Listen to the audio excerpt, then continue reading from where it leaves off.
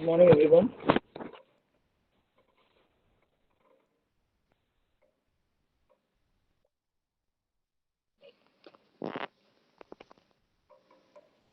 Good morning. Good morning, sir. Good Good morning, sir. morning, sir. Good morning, sir. So today I'm going to discuss shoulder mobilization. Practical. I will try to explain practical lecture on shoulder mobilization. So what are the things to be kept in mind, and what is the procedure? I will try to explain in brief. So shoulder complex. So when you are doing the mobilization for any joint, when you are performing mobilization for any joint, you have to remember 4 points. Clear? Any joint mobilization. First, you should know what is the resting position of the joint which you are going to treat. Resting position, treatment plane, stabilization, and technique. Actual technique. Clear? Yes, there are many points are there, but everything will come under techniques. Clear? So first is resting position, treatment plane, and stabilization, and last is technique. So four things we will be discussing in every joint, in all the joint. First we will discuss shoulder joint. So first of all, what is resting position? Resting position of the joint. What does it mean? Resting position is otherwise called as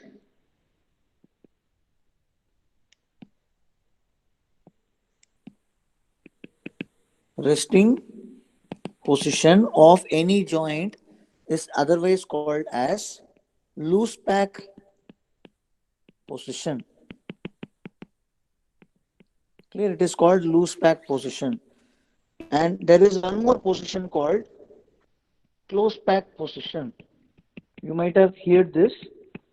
So any joint, you take any joint, there are two positions are there. One is loose pack position and close pack position. So what is loose pack position? It is other name for resting position. Resting position other name is loose pack position. What is loose pack position? Loose pack position is the position where the joint play is maximum. What is joint play? You know what is joint play? Rolling, spinning, and gliding. So these are called the joint play. So in loose pack position, the joint play is maximum. So whenever you are doing mobilization, whenever you are doing mobilization, what you are doing in mobilization? You are doing the joint play. You are performing the joint play. Clear? You are performing the joint play. That is, you are gliding the joint. During mobilization, what you are doing? You are gliding the joint. So you will glide the joint in loose pack position. Clear? It is not possible to glide the joint in close pack position. Again, I'll repeat. So whenever you are doing mobilization, always the joint should be kept in resting position. Clear? Whenever you are doing mobilization of the joint, especially joint play technique, you will keep the joint in the resting position. What is resting position? Resting position is otherwise called as loose pack position, where the joint play is maximum. Clear? So for this purpose, you should know the resting position of all the joint. Resting position of all the joint, you should have this knowledge. Then only you can give mobilization. So without knowing the resting position, you cannot give the joint mobilization. So that is why you will study resting position in each and every joint. So you should know the resting position of all the joints. Clear? So what is the resting position of? Now we are going to study shoulder. And we are going to study the shoulder complex. What is resting position? Shoulder, or we will make a table.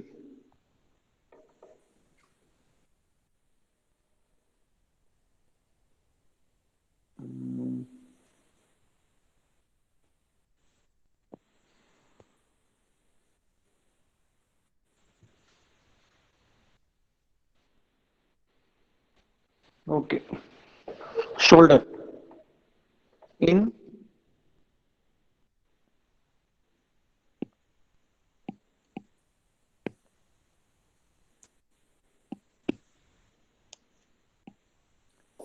better you write in a single page the resting position of all the joints. In one page, you take it in one page. Clear? What I am writing now, you take it in one page. Shoulder joint resting position. Clear? It is abduction 55 degrees, horizontal horizontal adduction 30 degree, and slight external rotation. So this is the resting position of shoulder joint. So whenever you are doing the mobilization, or whenever you are doing giving the glide to the shoulder joint, you have to keep the joint in this position. Clear?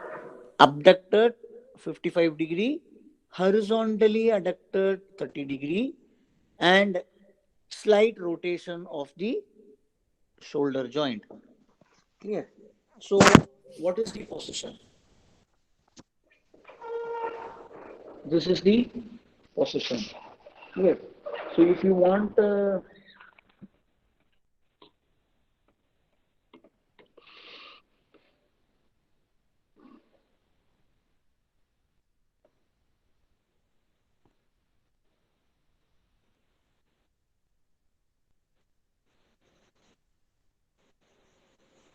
see, I'll show in my. This is abduction.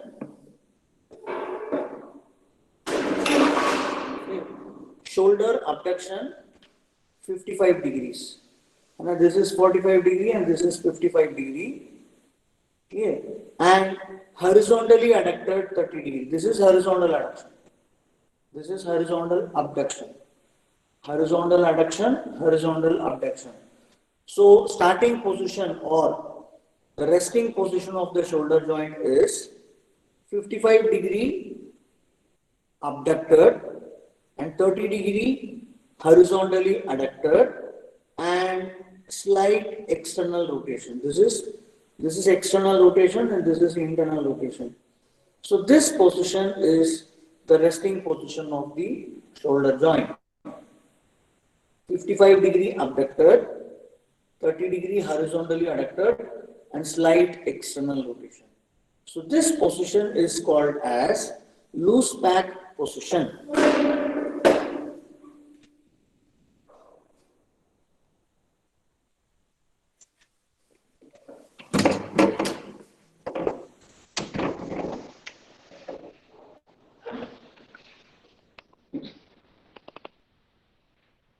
And here it is shown in lying position.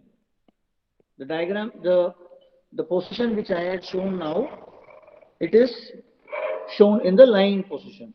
So shoulder is 55 degree abducted, 30 degree horizontally adducted, and external rotation of the shoulder.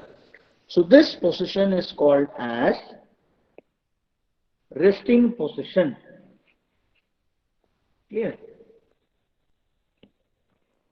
Resting position is otherwise called as loose back position. So what is loose back position? What is the advantage? In this position, the ligaments, capsules, and other structures, clear, are lax. Are lax. Clear. That is capsule, ligaments, and other or even muscles. Clear. Other structures are in lax position.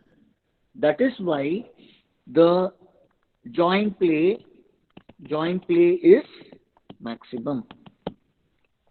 Clear. Suppose if capsule and ligament is tight, it is difficult for the movement within the joint. Rolling and sliding and gliding will not occur if the surrounding structures are tight. Clear.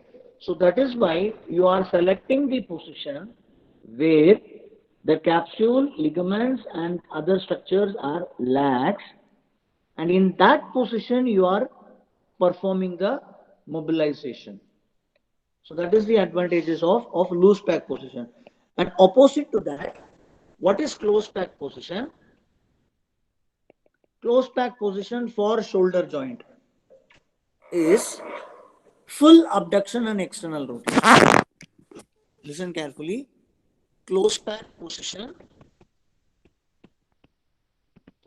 for shoulder joint is full abduction and external rotation. So in this position, if you glide, then it is not possible. Clear? The joint play is not possible because the capsules and ligaments and muscular muscles are almost tight. So it will not allow the joint play. It will not allow the joint to move. That is in between the glenoid cavity and humerus. There will be no gliding movement is possible in this closed pack position. Can you hear me?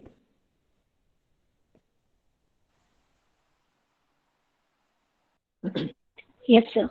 Okay. Sir, So this is resting position. What is next? Next is treatment plane. Treatment plane already we discussed. And I had explained you in detail about treatment plane. So what is treatment plane? In this shoulder joint we will discuss what is the treatment plane. This is glenoid cavity. This is humerus. This is axis of the joint.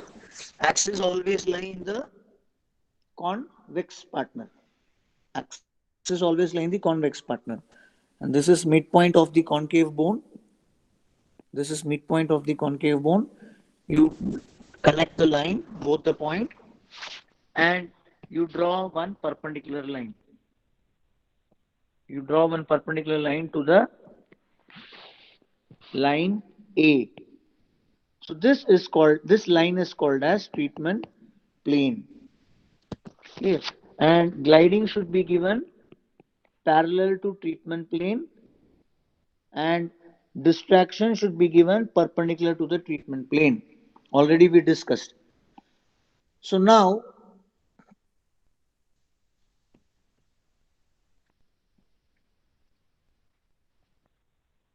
treatment plane is in glenoid fossa and moves with the scapula.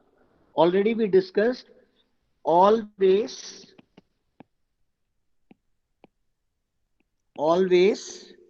treatment plane will lie in what? Or always the treatment plane will be located in where? Yes.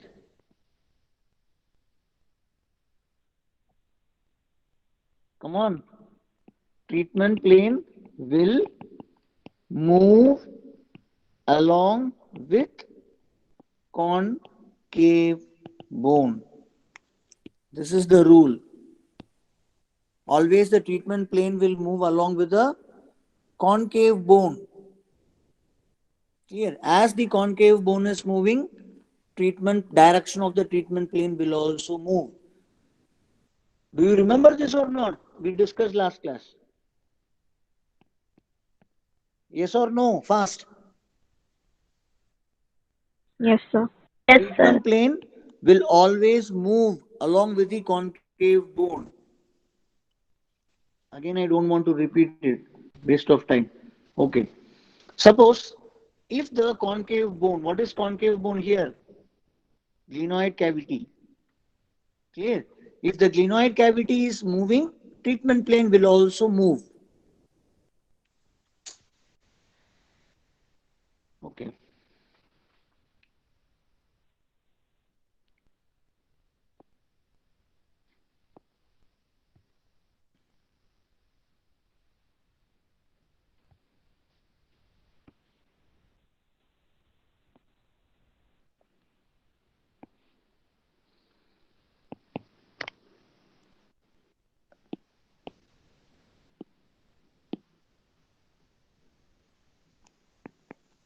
Here the convex bone is fixed.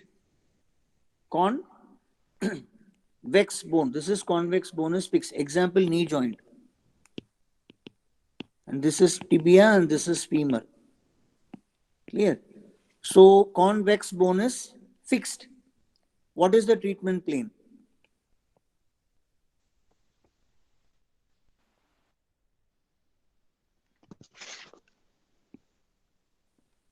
This is treatment plane. You see the direction of the plane. This is the direction of the treatment plane. And now here.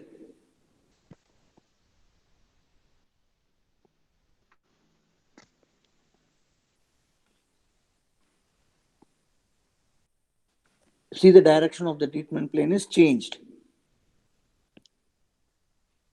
Clear? The treatment plane. So now in this position, in position A and position B, what is position A? It is flexed knee. And what is position B? Extended knee. So in flexed knee, when you are giving the mobilization, in flexed knee, when you are giving mobilization, this is called posterior glide. This is called posterior glide. And this is called anterior glide. Are you clear what I am saying? Yes? Yes, sir. So if you want to glide, if you want to give anterior glide, you will glide in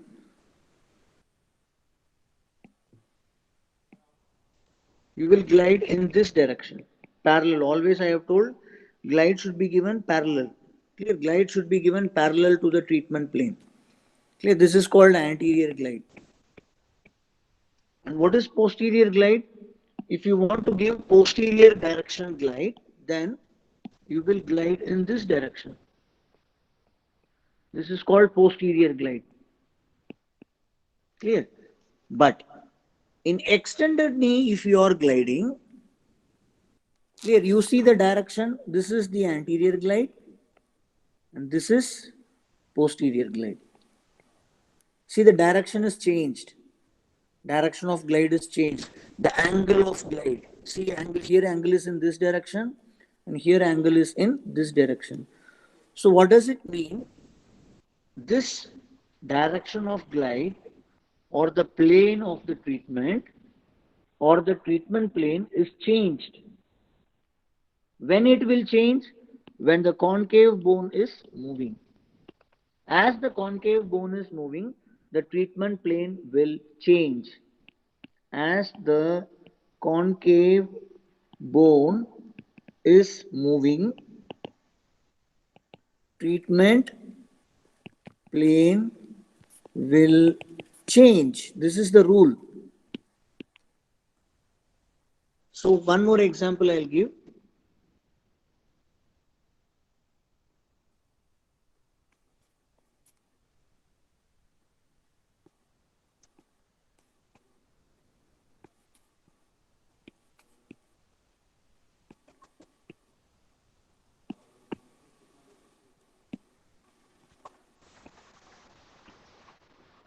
Clear?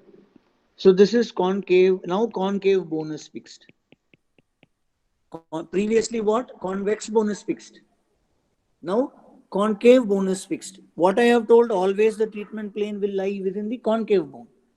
Now you see, this is the axis, this is the axis in A and B. Position A is 45-degree abduction and position B is 90-degree abduction, shoulder joint. You take it as a shoulder joint example.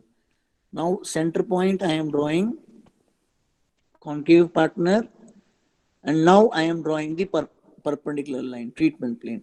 This is treatment plane, and in this diagram this is treatment plane.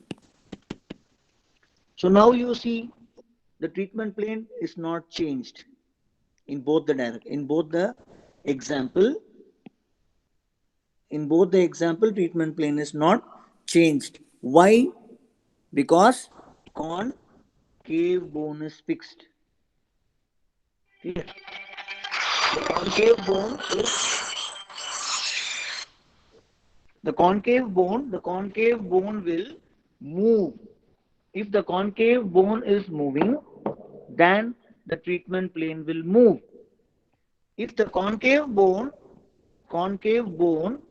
is not moving, or if convex bone is moving, then treatment plane will remain same.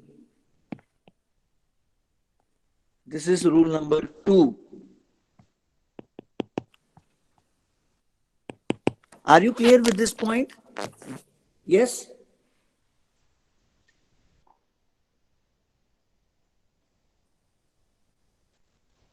Are you clear? Yes, sir. Yes, sir. So here, treatment plane is in the glenoid fossa. What is glenoid fossa? It is concave bone.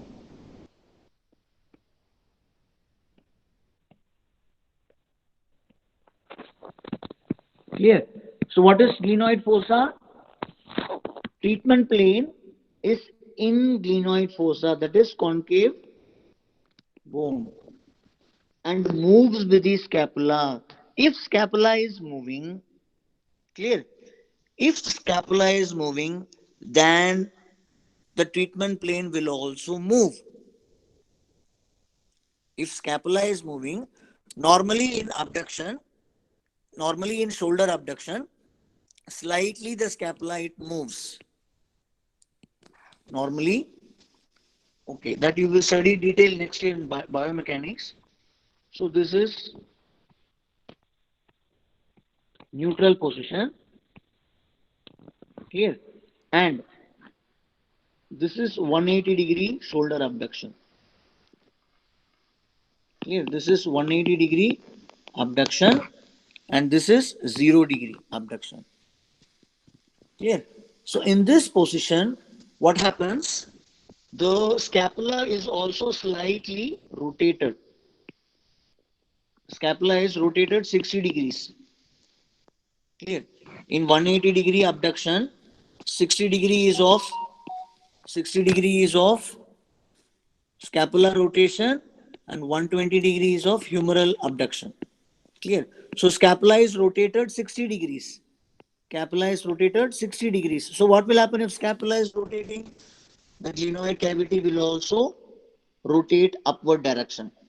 So if glenoid cavity is rotated upward direction, then treatment plane will also change.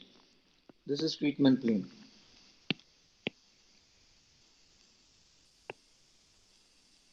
Clear? So in this diagram, that is in 0-degree abduction, in 0-degree abduction, This is treatment plane. In 0 degree abduction, this is treatment plane. So you will give glide in this direction. If you want to increase abduction, you will give inferior glide. You know this rule. Clear? But in this diagram, 180 degree, so this is the treatment plane. Of course, in 180 degree, it's not required. Suppose if you take 170 or 120 degrees, suppose if it is 120 degree, then what will happen? Scapula will be slightly rotated. Imagine this is 120 degree abduction. So previously in this diagram, the gliding is given in this direction. In 120 degree, see, you can see the gliding will be, the direction is changed. The direction, because treatment plane is changed. Are you clear what I am saying? Why the treatment plane is changed? Because scapula is rotated, concave bone is rotated, and treatment plane is also rotated. That is why the direction of the glide is also changed. So that is the meaning for this point. Treatment plane is glenoid fossa and moves with the scapula.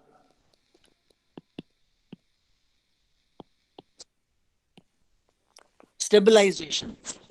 Fix the scapula with a belt or have an assistant help. So you can see the belt is fixed. Indication. Are you there listening? Yes, sir. Yes, sir.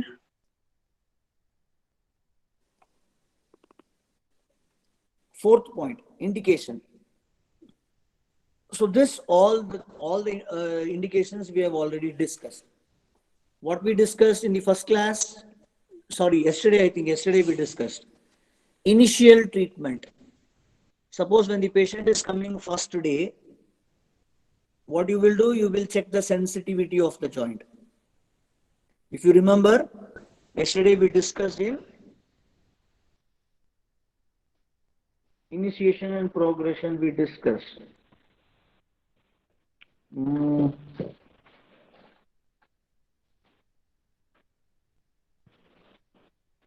Here. You will start with grade 2 distraction. That this is called initial treatment.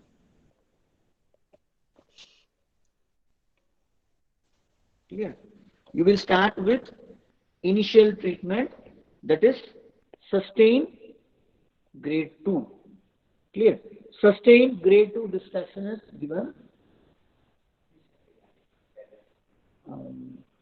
up.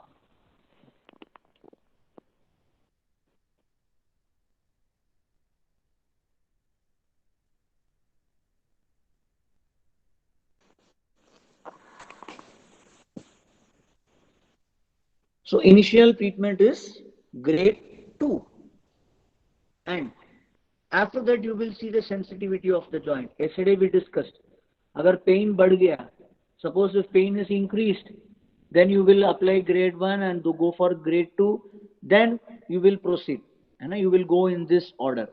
Yesterday we discussed. Suppose if the pain is better, then you will go either this order, or if it is same, you will go this order, and if it is better, then you will go this order. And 3 orders we discussed. 1, 2, this is 1, 2, and 3. If your pain is increased, you will go through one order, sequence 1. If pain is same, you will go sequence 2. And if pain is improved, you will go with sequence 3. That is after initial treatment, after sustained grade 2 distraction. Clear? So that you have to follow. You have to follow that order. Clear? Pain.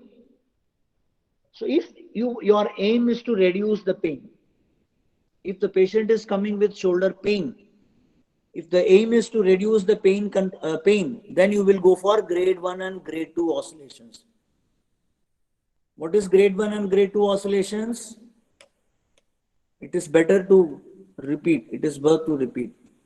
So this is grade 1 and grade 2 oscillation. Clear? Grade 1 and grade 2 oscillations you will go for if the patient is having pain. Clear? And if your aim is to increase the range of motion, that is general mobility. If you want to increase range of motion, then you will go for sustained grade 3. If you want to increase range of motion, you will go for sustained grade 3. What is sustained grade 3? Sustained grade 3. What is the use of sustained grade 3? This is sustained grade 3. This is sustained grade 3.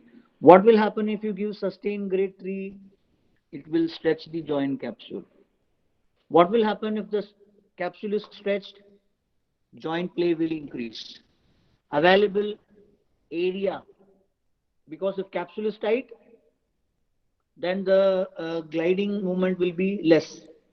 If you stretch the capsule will become lax. The capsule will become loose.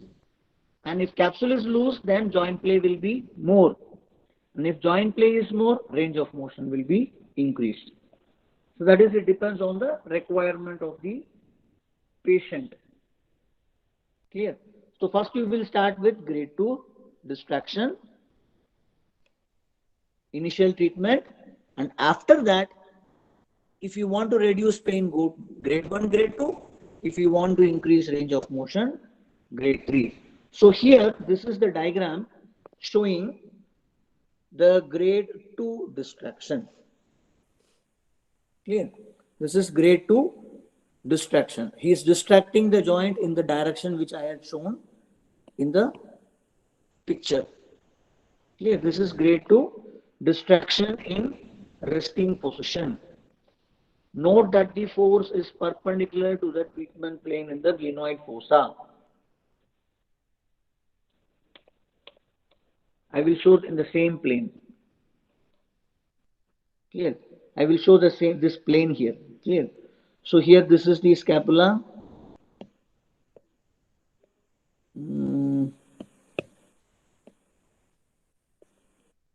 This is the scapula and this is the humerus. Clear?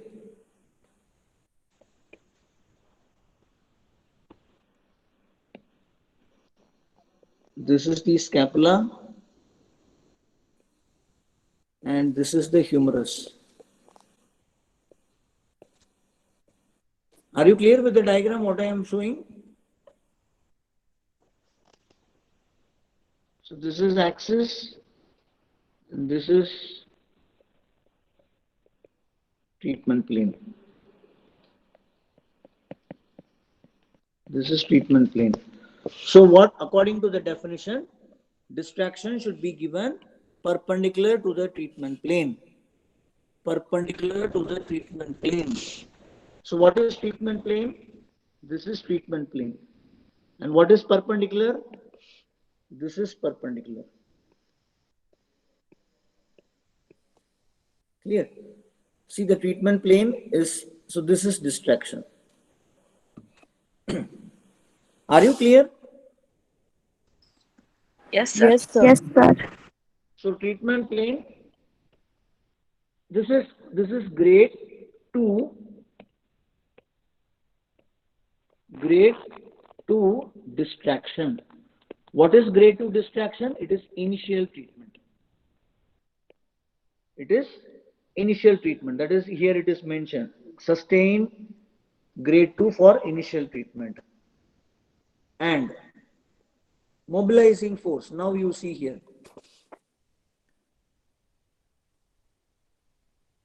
This is glenoid cavity and this is humeral head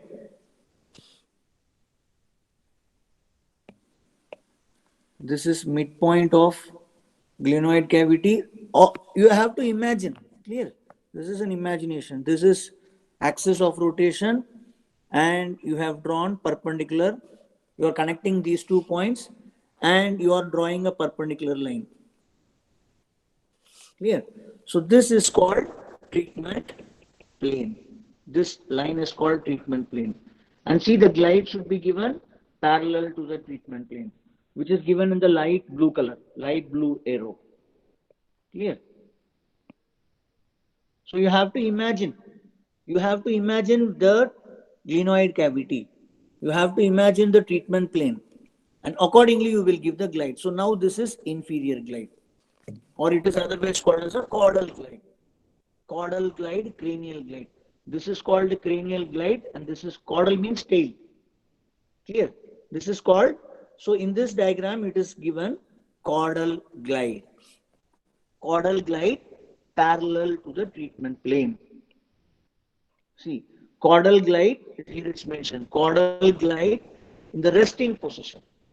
What is resting position? 55-degree abduction and 30-degree horizontal adduction and slight external rotation. Slight external rotation of the humerus. So this is resting position. So in resting position, here the caudal glide is given. Caudal glide in resting position. Note that distraction force is applied by hand in axilla. Now listen carefully. Distraction force is applied by the hand in axilla. This is the hand in axilla. Clear? So he is giving slight distraction. That is grade 1 distraction. Grade 1 distraction plus glide is given. So, one second, I'll make it clear. So here, this hand is giving, this guy is giving distraction, and this hand is giving glide. Are you clear what I am saying?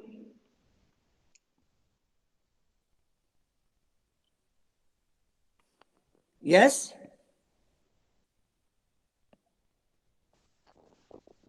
Am I audible? Yes, sir. Yes, sir. The hand which is present in the axilla is giving distraction. What distraction? Grade 1 distraction. And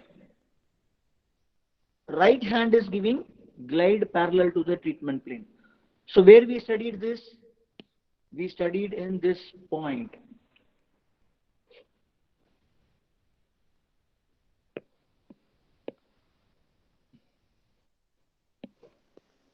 Used with all gliding motions. Used with grade 1 distraction is given with all gliding motions.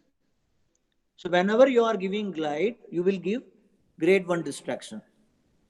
In order to avoid friction, joint friction को avoid करने के लिए grade 1 distraction देना है. Always you will give grade 1 distraction with all the glides. If you are giving, that is grade 1, yes, I think we discussed in detail last class. If you remember, I have told you that grade 1 distraction should be given with all GOT, graded oscillator technique 1, 2, 3, 4. And we have discussed. Whenever you are giving any types of glide, you will include grade 1 distraction. Clear? So that is what here mentioned here. So if you are gliding, when you are giving gliding, you have to slightly distract the joint so that the gliding will occur properly. Clear? This is humerus. Clear? So here, if you glide in this position, what will happen? there will be a friction within the joint. Clear? So, but if you give distraction, what will happen? Slightly the joint will be distracted. You see, slightly the joint will be distracted. Clear? Slightly the joint is distracted. Then if you are giving gliding, then it will be easy for you to perform, or there will be no friction. That is why always the glide should be given with the glide should be given along with distraction. Here, caudal glide in resting position. Note that the distraction force is applied in the hand by the hand in the axilla, and caudal glide force is from the hand superior to the glenohumeral head. That is this one. Any doubt?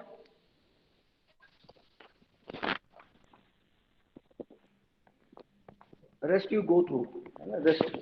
Rest of the glenohumeral joint gliding. So this is at 90 degree. Clear? At 90 degree, he is giving inferior. Inferior glide is to increase abduction. And this is alternate position. The gliding is given in this direction. And this is called posterior glide. Posterior glide in resting position. Yes, posterior glide. This is also a posterior glide. And this is anterior glide in resting position.